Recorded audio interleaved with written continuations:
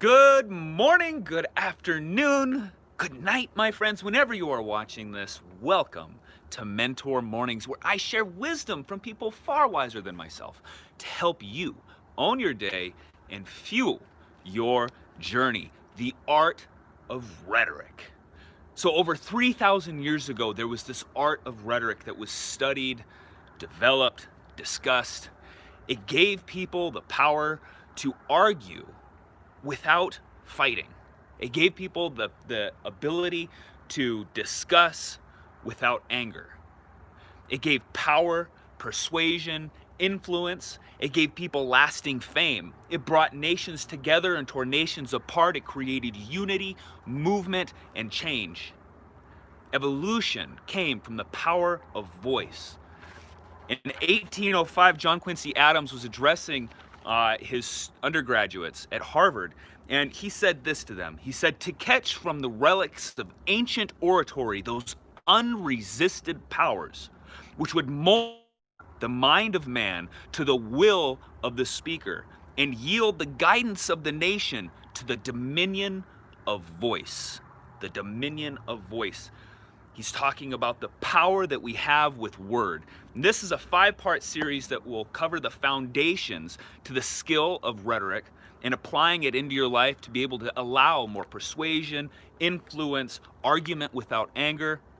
And I want to get into the reason why this is so powerful. This is so powerful.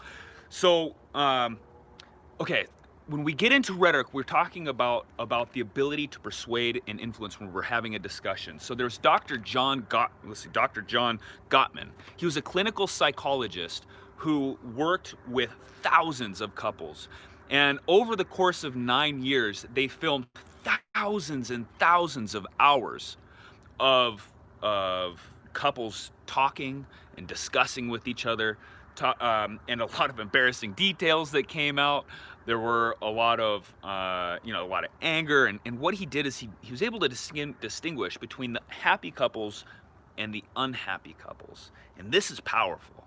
This is powerful. So what he found is that the happy couples and the unhappy couples argued a relatively about the same amount, but there was a glaring detail, a glaring thing that stood out to him, and that's that the unhappy couples, while arguing, were focused on attacking. They were focused on attacking the other person. While the happy couples, the ones that lasted, while they argued the same amount, they were focused on learning. They were focused on resolving the issues, using these difficult discussions, these arguments, to improve the relationship. And there's a big difference. There's a big distinguishing difference here. And this is what brings power to the first lesson of rhetoric. And that's that to be able to distinguish between a fight and an argument.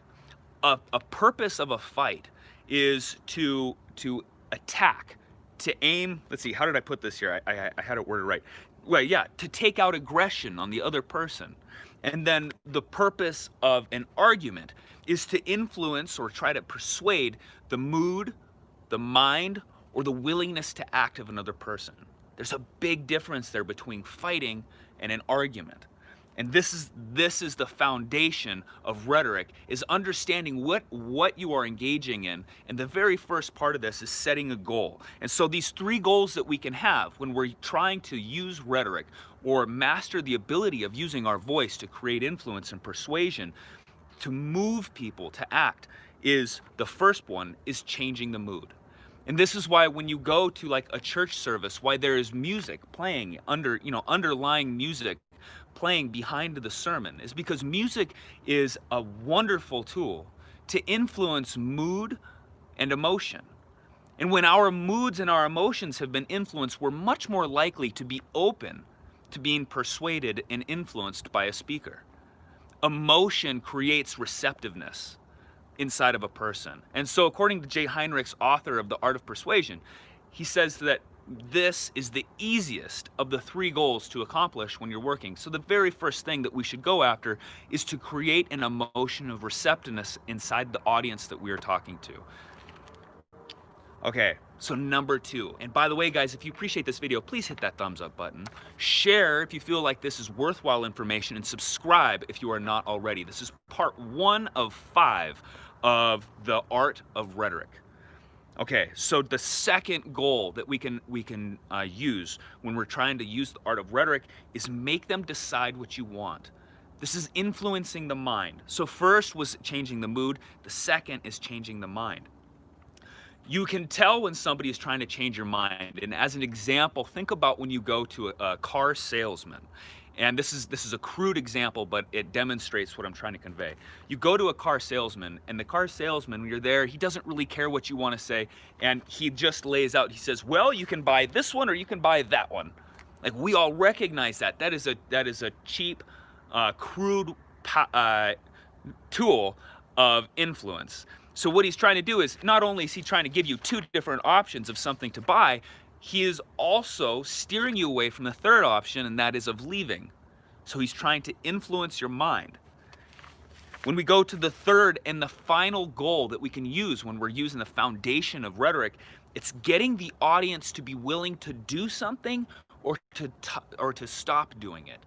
It's getting the audience to take action. And Jay Heinrich says that this is the most difficult tool of rhetoric that we have, the most difficult goal, because what we're doing is we're trying to create that desire inside of somebody. It's like, you know, that saying, you can take a horse to water, but you can't make it drink. Well, this is getting the horse to want to drink.